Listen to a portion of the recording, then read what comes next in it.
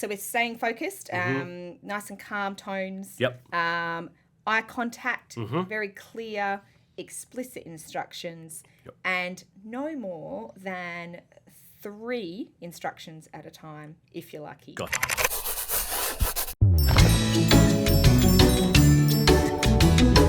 Hello and welcome to Table Talk. I am Dan and we're about to give you some short answers to tall topics. That's right, this morning we have Natalie Nicholls with us, who is a learning specialist for children from PLECS Learning and Development for Kids. Natalie, good morning. Good morning, Dan. Welcome to the table. What are you bringing? Today I'm bringing a topic on, is it registering? Oh, okay, interesting. Go on. So commonly I'm told from a lot of parents, my child's just not listening. Right. Or they drift off in class. Or I just told them something. Why didn't they go and do it? Are they not listening? Or is something else going on? This feels so familiar. So, not only just for myself, but my children as well. So, do you want to feel, let's start. Does this have something to do with ADHD or sensory processing disorders, all that kind of stuff? Is that what we're talking about? Yeah.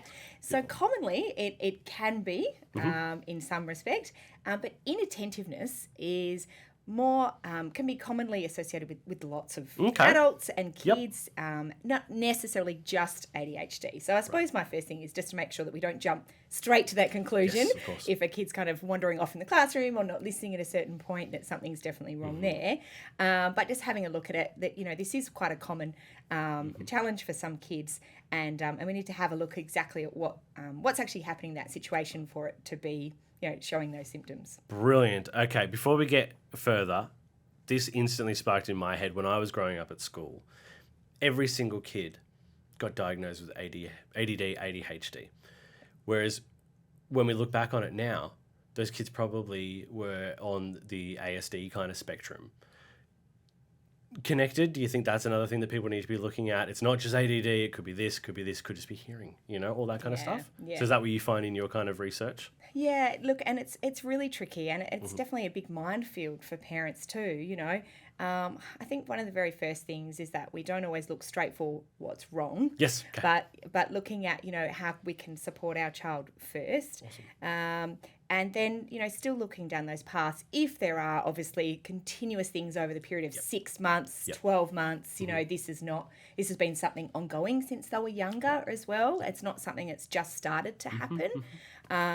And then, having a look at it from a whole perspective, there can be numerous things. And the range of criteria has changed over the years. So potentially when you were growing up, it's going to be a lot different to what, you know, it is now, and things on, you know, different continuums and that too. So, it can also be, you know, along the lines of there can be things like auditory processing, there can be obviously, you know, ADHD, there can be lots of various different things.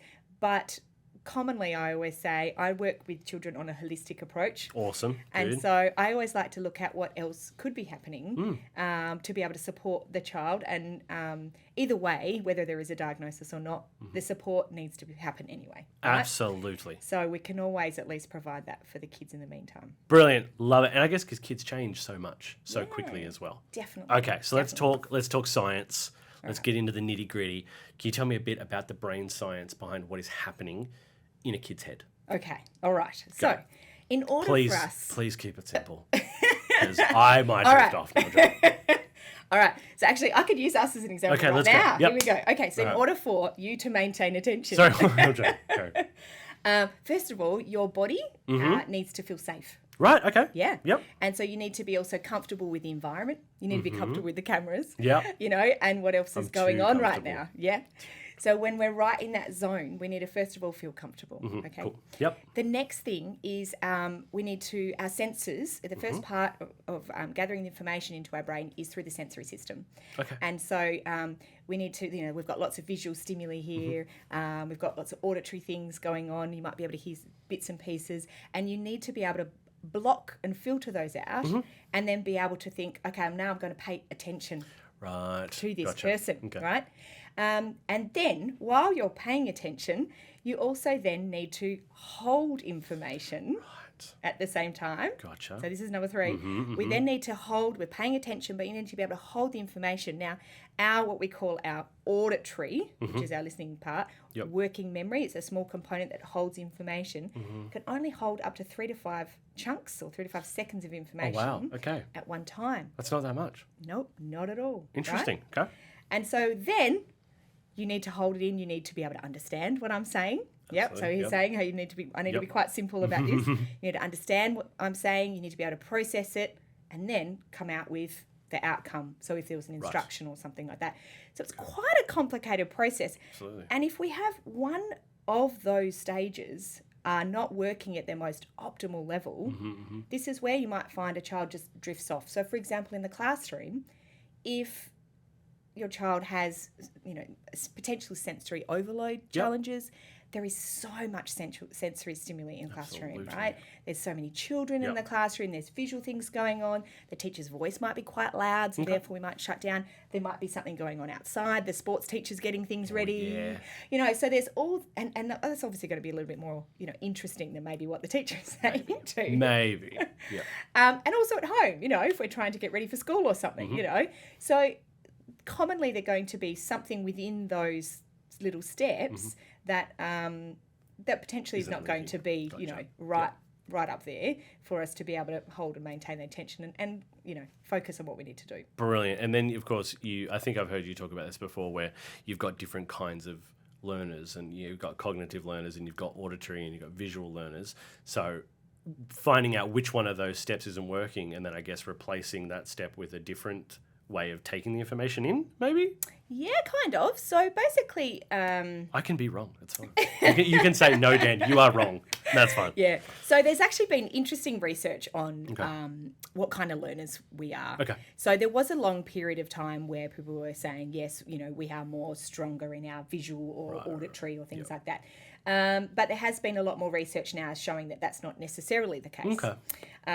So that's, that's quite an interesting fact there. But what we do know is that when we use more than one, what they call modality, which basically means if we use our visual and our auditory system at the same time, then we're more likely to be able to remember and act something out.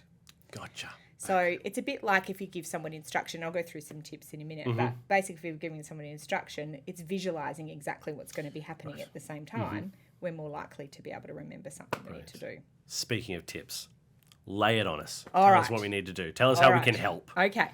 First of all, if we're giving an instruction, we need to make sure that we are providing a safe environment. Now, when I'm talking about a safe environment, I mean sometimes we can feel quite frustrated, particularly if we're getting out the door. Yes, absolutely. Get your shoes on. Where's your lunchbox? Where's it, etc. And so commonly the body can kind of go in a bit more of a shutdown mode. And so it's what we call a subconscious thing that could be happening with the child instead of conscious.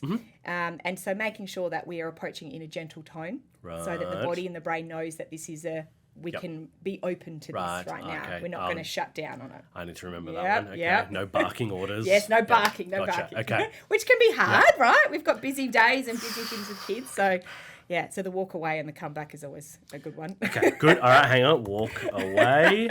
Beautiful. Okay, yep, recompose. Good. I'm ready. All right, so making sure we're approaching in a gentle tone. Number 2 is making sure that we're using eye contact. So commonly, if our kids are running around or trying to do something, we will say, can you go get this? Can you go get that? Whereas if you go straight up to them, you look at them in their eyes, you know that they're focusing, right? And you say, can you please go get your shoes? Yep. Right? Then, but then they need to repeat.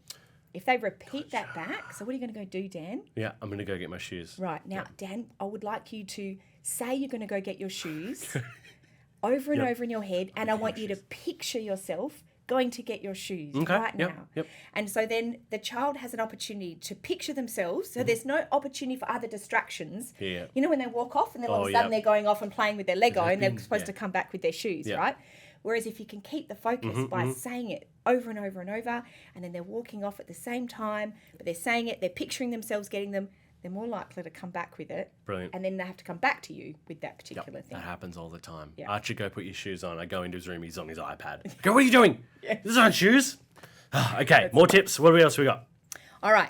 So, so we're staying focused, nice and calm tones. Yep. Eye contact, very clear, explicit instructions, and no more than 3 instructions at a time, if you're lucky. Gotcha. Yeah, 100%. Right? Now, our brains are pretty good at remembering at least 3. That's usually more of an adult. But if we're going to be giving any instructions, no more than 3 is a really good general rule if we're going to get kids to do something. Gotcha. And obviously being compassionate that if they're not remembering something, it's not always on purpose. Yeah, that's really important for us to point. understand. And I did speak about that a couple of weeks back, where understanding what's happening with our kids is one of the most important things, because when you understand potentially what could have been happening in one of those brain processes, you then go, oh, this is how I can then help, and this is how I can be compassionate. Because commonly we get frustrated because we almost feel bad as a parent sometimes, that like, I've told you, but why are you not listening? And I've lost control over this situation. And then, you know, I don't know what to do. It's a bit of a helplessness, right? So just understanding that if we get to the compassion stage to be able to empathise what's going on, we can sort through this together. We were probably like that at one point as well. Oh, of course. Beautiful. Well, Natalie, we tipped? That's tips? I think that's pretty All right. Well, look, if you have just watched this one, you can go back and watch part 1, which Natalie did with Beck a couple of days ago. So head along. The link's going to be somewhere here. Maybe here. I don't know. It doesn't matter.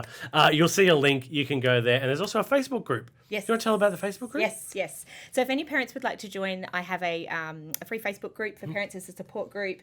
So there's just, you know, a couple of questions to answer to see if the group's right for you. Brilliant. And then, you know, we can chat, and if you've got any questions or anything like that, we can, connect that So way. good. So, yeah. Awesome. And don't forget to like the video. Yes. Subscribe, all that good stuff. But yes, thank you so much, Natalie, for joining us. It's been, I've learned a lot. Oh, good. And I'm going to go back and watch part 1. So thank you for joining us on Table Talk.